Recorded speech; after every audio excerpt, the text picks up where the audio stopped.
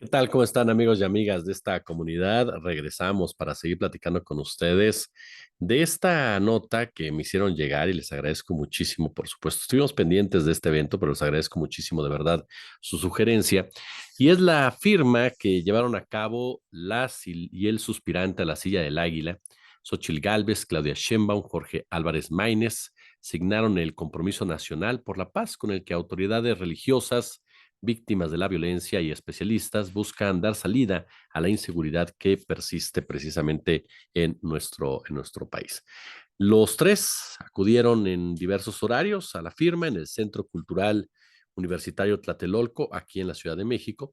Y es interesante la manera en que lo abordó de entrada Claudia Sheinbaum. ¿Por qué?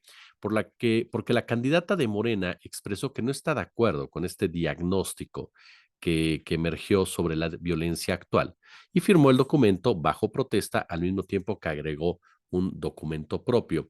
Y ojo con esto, Sheinbaum no solamente dio una opinión, dio cifras. Argumentó que a partir de la llamada guerra contra el narcotráfico, los homicidios dolosos cometidos anualmente se multiplicaron por cuatro, al pasar de 8,867 en 2007 a un total de 36,685 en 2018. Sin embargo, a partir de ese año se redujeron a 28,264, con lo que cambió la tendencia debido a la modificación del modelo basado en la justicia para derivar en la paz y también, por supuesto, en la seguridad. En el caso de la Ciudad de México, en donde goberné de diciembre del 2018 a junio de 2023, la disminución de homicidios dolosos fue del 50%, fue lo que dio a conocer Sheinbaum.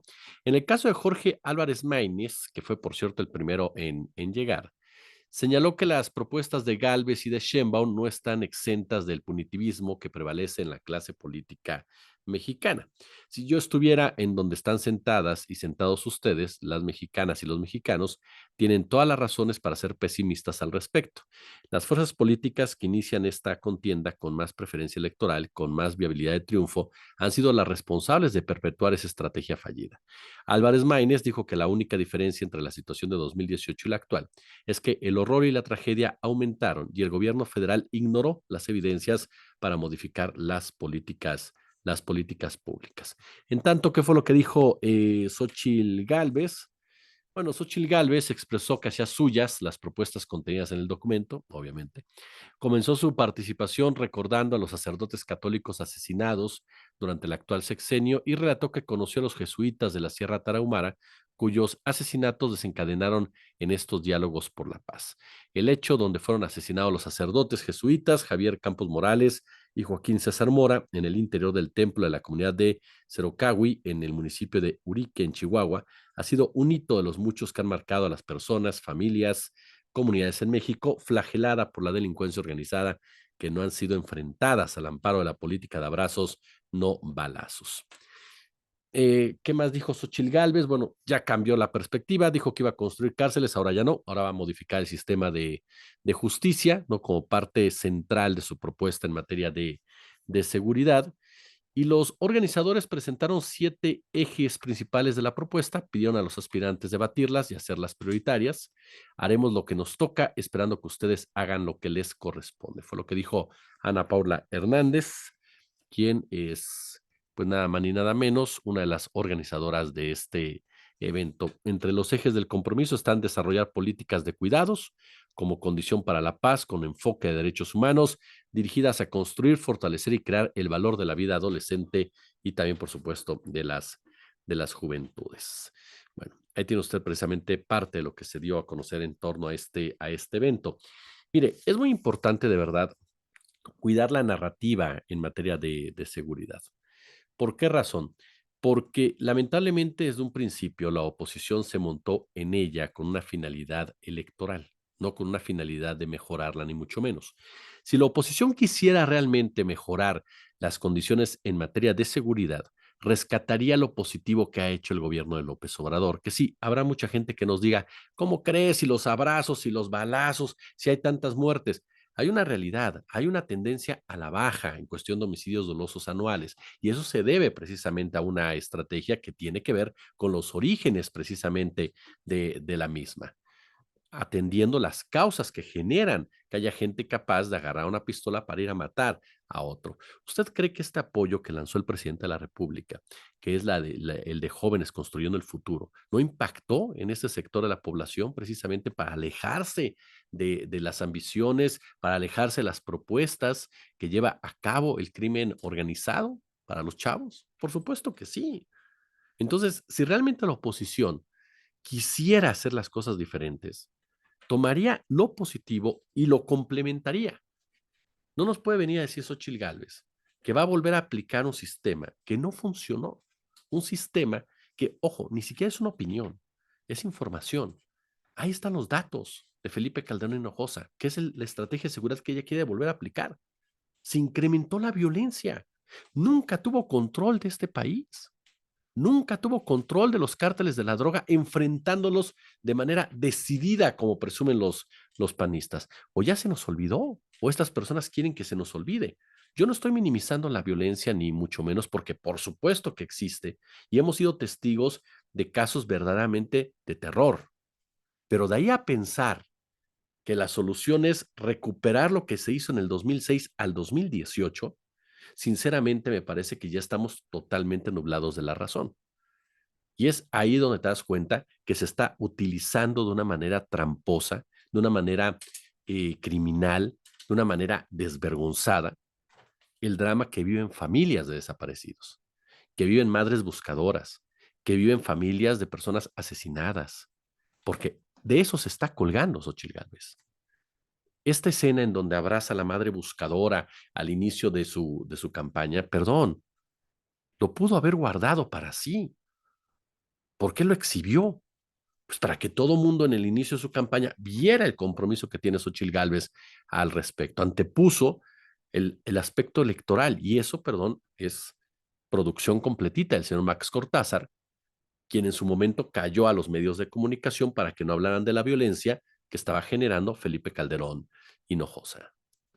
Entonces, me parece que ese es uno de los puntos que de verdad tenemos que cuidar muchísimo como sociedad.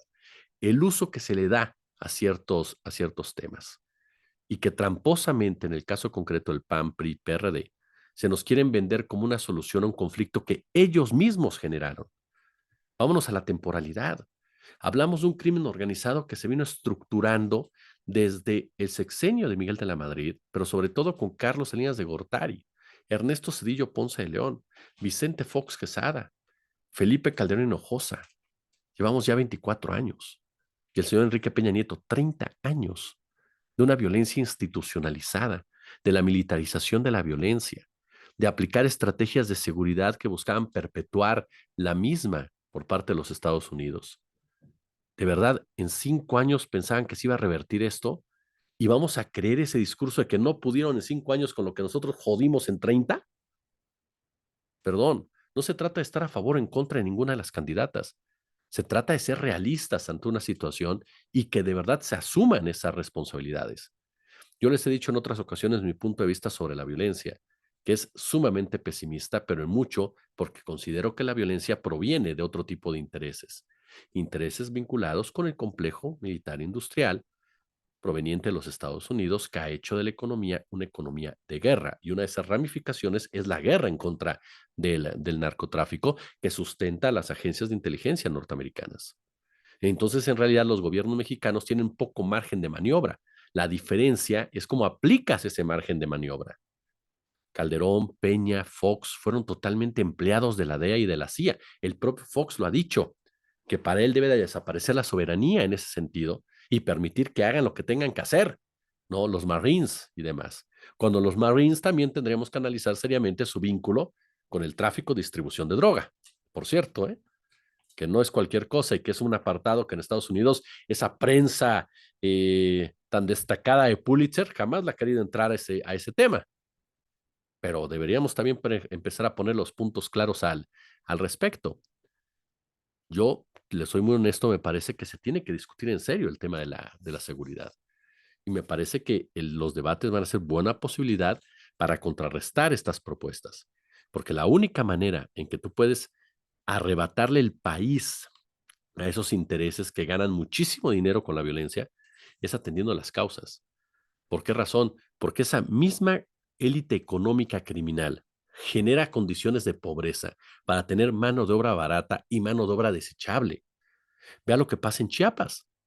En Chiapas empezaron a penetrar las diversas comunidades y ahora muchos de los jóvenes que no tenían oportunidad alguna de desarrollo los incorporan aunque no quieran a las fuerzas del crimen organizado y son los primeros en morir porque son la carne de cañón. Es decir, explotan hasta la saciedad, por supuesto, la pobreza. ¿Qué tienes que hacer tú? Atender la pobreza. ¿Eso les incomoda? Por supuesto que les incomoda a los líderes de la violencia políticamente organizada. Por supuesto, porque estás yendo en contra de las directrices que ellos te están marcando. Y ahí Claudia Sheinbaum tendrá que continuar con esta estrategia de justicia social y sí, encontrar la manera, por supuesto, de elevarla a un segundo nivel, en donde no solamente se trata de bajar la violencia de homicidios dolosos, sino también el tema de las extorsiones, que es uno de los que más le afecta a las comunidades locales. Y en ese sentido va a confiar en Omar García Harfuch, que en números pues sustentó bastante bien. Yo se los decía el otro día, para mí, Harfuch no tendría que ser candidato a la jefatura de gobierno, no tendría que ser senador por un partido de izquierda, pero es un funcionario público que le dio resultados a Sheinbaum.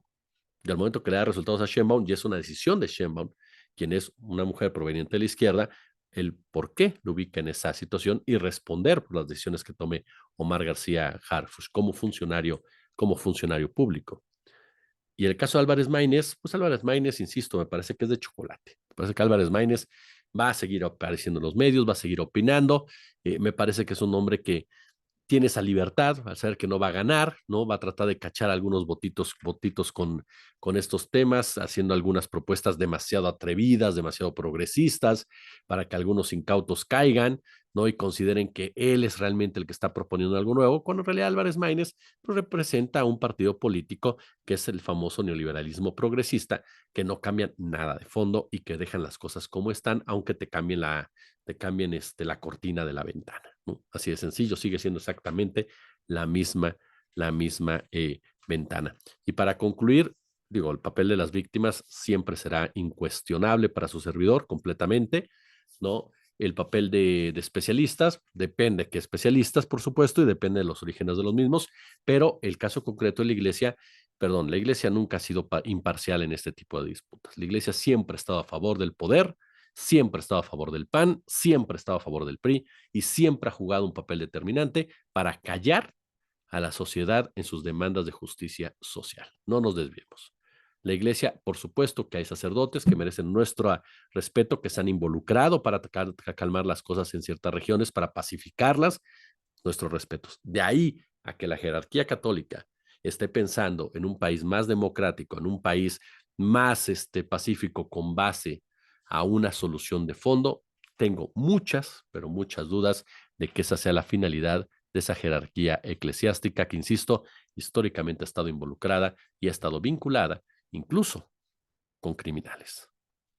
Y no solamente los de sombrero y pistola acá, los del traje Armani. Si les gustó el video, denle like, por favor, compártanlo, ¿no?